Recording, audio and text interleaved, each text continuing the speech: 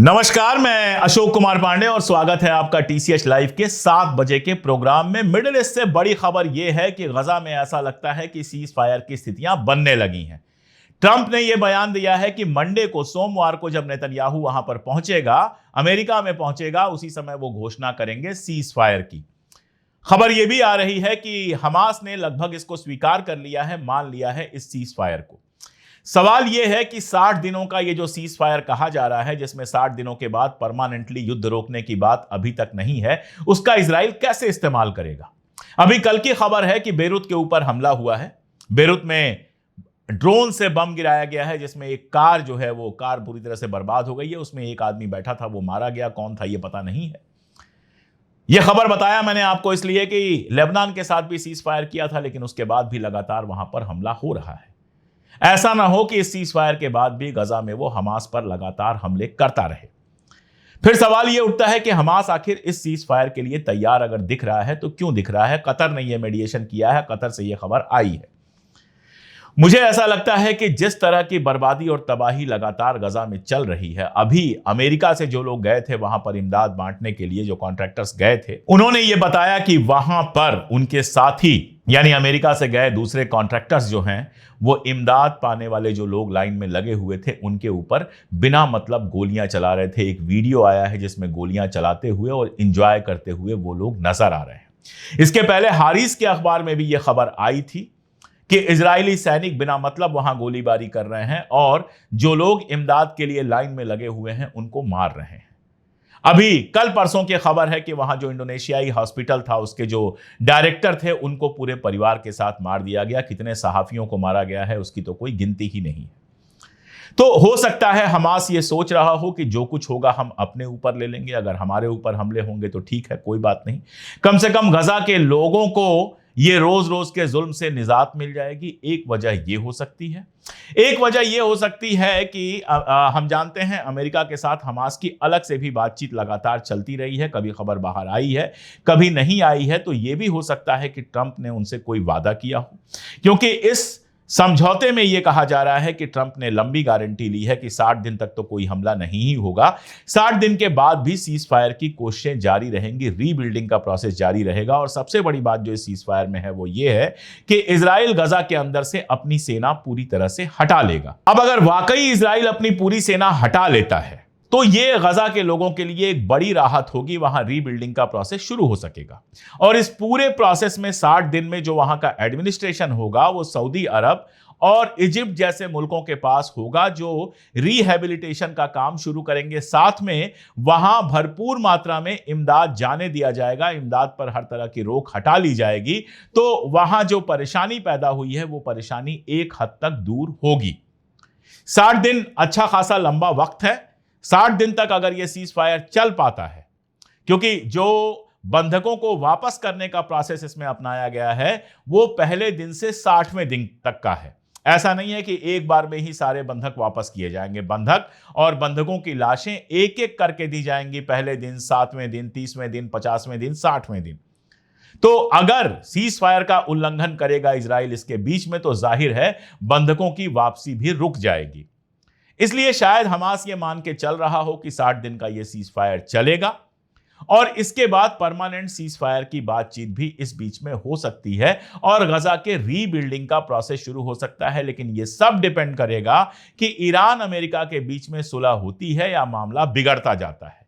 कहा यह जा रहा है, बराक ने, जो एक्सियास के संवाददाता हैं, उन्होंने ये बात कही है कि इसी हफ्ते में ईरान और अमेरिका के बीच ओस्लो में, स्वीडन में बातचीत हो सकती है।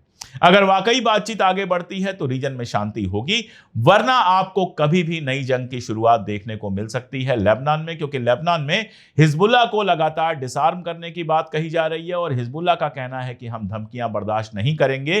तो अगर वाकई उसके डिसआर्मामेंट का, उससे हथियार छीनने का प्रोसेस शुरू होता है तो हिजबुल्लाह के पास जितनी भी ताकत है उससे वो लड़ाई फिर से शुरू कर सकता है। और अगर वो लड़ाई शुरू होती है तो समझिए वो ट्रिगर होगी और फिर मिडिल ईस्ट उतना ही खतरे में रहेगा जितना अभी है। तो देखना है, आने वाले दिन बेहद इंटरेस्टिंग है। मिडिल ईस्ट में देखना है समझौता होता है कि नहीं होता है। अगर गजा में सीज फायर होता है तो फिर ईरान के साथ बातचीत किस तरह से बढ़ती है और लेबनान में फाइनली क्या होता है। जैसे जैसे जो कुछ होगा वो मैं अपडेट करता रहा हूं, अपडेट करता रहूंगा। लेकिन हिंदुस्तान के अंदर भी कई सारी बेहद इंपॉर्टेंट खबरें हैं जिनको लेकर आ रही हैं शालिनी। देखते रहिए पूरा वीडियो। अब आगे की खबरों की शुरुआत कुछ बड़ी हेडलाइंस के साथ। उड़ीसा भाजपा नेता जगन्नाथ प्रधान हुए गिरफ्तार। उनके समर्थकों ने सरकारी अफसर को ऑफिस में घुसकर पीटा था। लात घुसे मारने का वीडियो हुआ था वायरल। आसाराम की जमानत 1 महीने और बढ़ाई गई। गुजरात हाई कोर्ट ने कहा यह आखिरी एक्सटेंशन है। सुप्रीम कोर्ट ने मेडिकल ग्राउंड पर दी थी बेल। लंदन में पार्टी के दौरान साथ गाना गाते दिखे ललित मोदी और विजय माल्या, वीडियो हुआ वायरल। अमेरिका ने ईरान से तेल और पेट्रोकेमिकल व्यापार करने वाली 6 कंपनियों और कई जहाजों पर प्रतिबंध लगाया। पाकिस्तान की भी एक कंपनी पर लगाया गया बैन।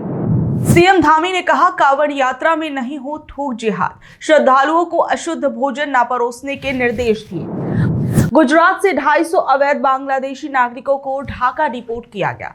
भारतीय वायुसेना के विशेष विमान से इन्हें बांग्लादेश भेजा गया। नकली दवा मामले में दोषी पाए गए बीजेपी मंत्री जीवेश मिश्रा। कांग्रेस ने मांगा मंत्री का इस्तीफा। राजस्थान की कोर्ट ने उन्हें 15 साल पुराने मामले में पिछले महीने दोषी करार दिया था।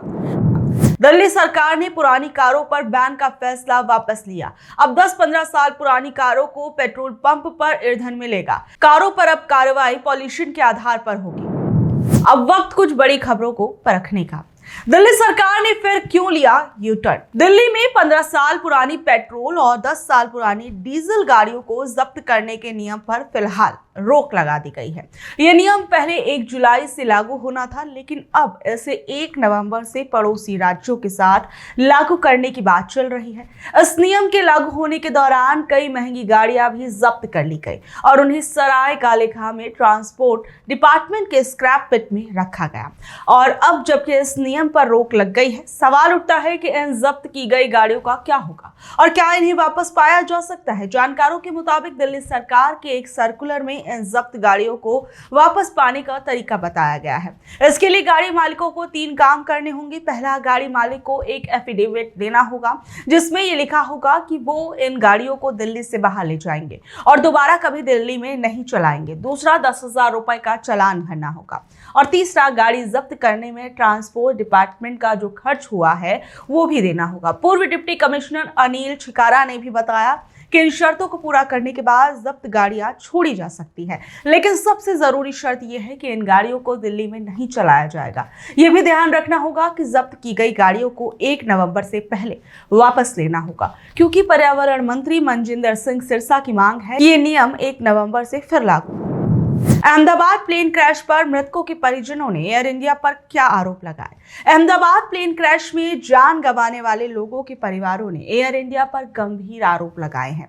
उनका कहना है कि एयरलाइन ने उन्हें ऐसे फॉर्म भरने को मजबूर किया जिनसे उनकी आर्थिक स्थिति का पता चले, ताकि उन्हें कम से कम मुआवजा देना पड़े। हालांकि एयर इंडिया ने इन आरोपों को खारिज कर दिया है। इंडिया टुडे की रिपोर्ट के मुताबिक ब्रिटेन की एक लॉ फर्म स्वीटर्स इस हादसे में मारे गए 40 से ज्यादा परिवारों का केस देख रही है। फर्म का कहना है कि एयर इंडिया मुआवजा देने से पहले परिवारों की आर्थिक स्थिति जानने के लिए उन पर दबाव डाल रही है। स्टीवर्स से जुड़े पीटर निनान ने एयर इंडिया की कड़ी आलोचना की है। उन्होंने कहा कि एयर इंडिया ने एक बहुत लंबी प्रश्नावली जिसमें सवाल जवाब का एक फॉर्म बनाया गया है, जिसमें ऐसे कानूनी शब्द इस्तेमाल किए गए हैं जिनकी परिवारों को कोई जानकारी नहीं दी जा रही। निनान ने बताया कि उनके ग्राहकों ने उन्हें ये प्रश्नावली दिखाई है जिसमें कानूनी तौर पर जरूरी जानकारी मांगी गई है, लेकिन कानूनी शब्दों का मतलब नहीं बताया गया है। निनान को डर है कि बाद में इस जानकारी का इस्तेमाल परिवार के खिलाफ किया जा सकता है। उन्होंने कहा कि हम हैरान हैं, उन्हें शर्म आनी चाहिए। निनान ने यह भी कहा कि 12 जून को हुए हादसे के बाद जब मृतकों के परिजन शवों की पहचान करने आए तो उन्हें भीषण गर्मी में एक भीड़ भरे और अंधेरे कमरे में रखा गया। वहीं उनसे एक फॉर्म भरने के लिए कहा गया जिसमें वित्तीय जानकारी के लिए जरूरी दस्तावेज भी मांगे गए। उन्होंने आरोप लगाया कि परिवार को कोई चेतावनी, कानूनी सलाह या दस्तावेजों की कॉपी नहीं दी गई। कुछ परिवारों ने तो ये भी बताया कि एयर इंडिया के अधिकारी उनके घर गए और पूछा कि उन्होंने अभी तक फॉर्म क्यों नहीं भरे हैं। पीटर निनान ने दावा किया कि एयर इंडिया का ये रवैया परिवारों को कम मुआवजा देने के लिए ही है। निनान ने यह भी बताया कि एयर इंडिया इंडिया की तरफ से कथित तौर पर कहा गया कि अगर परिवार ने ये जानकारी नहीं दी तो कोई भी भुगतान नहीं किया जाएगा। एयर इंडिया ने इंडिया टुडे को बयान जारी कर सभी आरोपों को नकार दिया है। एयरलाइन ने कहा कि प्रश्नावली इसलिए बनाई गई थी ताकि ये सुनिश्चित किया जा सके कि मृतक का परिवार से क्या संबंध है। एयर इंडिया ने बयान में कहा कि कुछ औपचारिक प्रक्रियाएं हैं जिनका पालन किया जाना चाहिए, लेकिन हम परिवारों को उतनी ढील दे रहे हैं जितनी उन्हें जरूरत है। हम हर संभव मदद करना चाहते हैं। वाराणसी में एयरपोर्ट को जाती सड़क कैसे धंसी। बारिश आते ही हमारे देश की सड़कों का असली चेहरा सामने आ जाता है और कई तस्वीरें ये चीख चीख कर बताती हैं कि सरकारें और विभाग कितने लापरवाह हैं। दरअसल वाराणसी में एयरपोर्ट जाने वाली सड़क धंस गई और ऐसी धंसी कि 15 फीट गहरा और 12 फीट चौड़ा गड्ढा बन गया। एक पूरा पुलिस बैरिकेड उस पे समा गया, लेकिन गड्ढा इतना बड़ा था कि वो भी छोटा पड़ गया। ये दिखाता है कि सड़कें कितनी घटिया बनी हैं। लोगों की जान जोखिम में डालकर ये कौन सा विकास हो रहा है। 3 जून की सुबह शिवपुरी क्षेत्र के गिलेट बाजार चौकी के ठीक सामने शहरी ओडीआर सड़क धंस गई जो सीधे बाबतपुर हवाई अड्डे जाती है। इस बारे में पीडब्ल्यूडी वाराणसी के मुख्य अभियंता अभिनेश कुमार ने बताया कि सड़क के नीचे से सीवर पाइपलाइन गई हुई है। पाइपलाइन कुछ साल पहले जल निगम की ओर से डाली गई थी। इसी पाइपलाइन में लीकेज हुआ है। लीकेज की वजह से सड़क बैठ गई। सवाल उठता है कि अगर मेंटेनेंस का काम तुम्हारे पास है तो लीकेज क्यों नहीं चेक किया गया? ये लापरवाही नहीं तो क्या है? ये अधिकारी जनता को क्या मूर्ख समझते हैं? सबसे बड़ी बात तो ये है कि पीडब्ल्यूडी की टीम ने उस विशालकाय गड्ढे में सिर्फ बालू भर दी है और अंदरूनी सीवेज लाइन की मरम्मत किए बिना ही ऊपर से बालू डालकर गड्ढे को पाट दिया गया है। ये क्या मजाक है? वहीं 2 दिन पहले भी इसी सड़क पर एक गड्ढे में रोडवेज की बस फंस गई थी। क्या ये अधिकारी किसी बड़े हादसे का इंतजार कर रहे हैं? इन लापरवाह अधिकारियों और ठेकेदारों पर सख्त कार्रवाई होनी चाहिए। जनता के टैक्स के पैसे से बनी सड़कें अगर इतनी घटिया है कि बारिश में धंस जाएंगी तो ऐसे अधिकारियों को तुरंत हटाना चाहिए। ये सिर्फ लापरवाही नहीं है, अपराध है। अमेरिका ने ईरान से तेल और पेट्रोकेमिकल व्यापार करने वाली भारत की कंपनी पर क्यों लगाया बैन? अमेरिका ने ईरान पर दबाव बनाने के लिए कुछ नई पाबंदियां लगाई हैं। उन्होंने ईरान से तेल और पेट्रोकेमिकल का व्यापार करने वाली 6 कंपनियों और कई जहाजों पर रोक लगा दी है।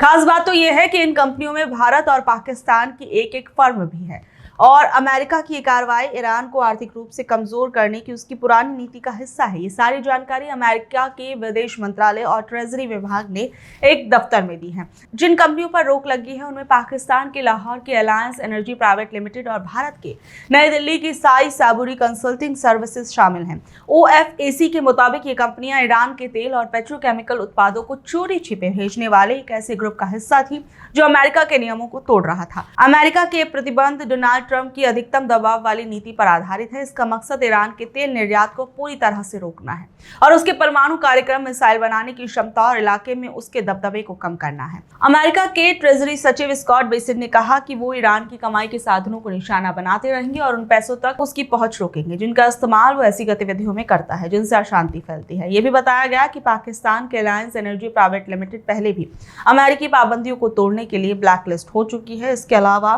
संयुक्त अरब अमीरात, ईरान और पनामा की कुछ कंपनियों और उनके जहाजों को भी इस बार निशाना बनाया गया। भारत की साई साबुरी कंसल्टिंग सर्विसेज पर आरोप लगा कि उसने बैटेलियर और नील नाम के 2 LPG टैंकरों को संभाला था जो ईरानी तेल को एक जगह से दूसरी जगह ले जाने में शामिल थे। तो ये थी खबरें आज की। कल शाम 7 बजे फिर हाजिर होंगे अगली खबरों के साथ। अगर आपको आज की ये खबर अच्छी लगी तो इसे अपने दोस्तों, रिश्तेदारों से शेयर कर ले। कल तक के लिए नमस्कार, शब्बा खैर, गुड नाइट।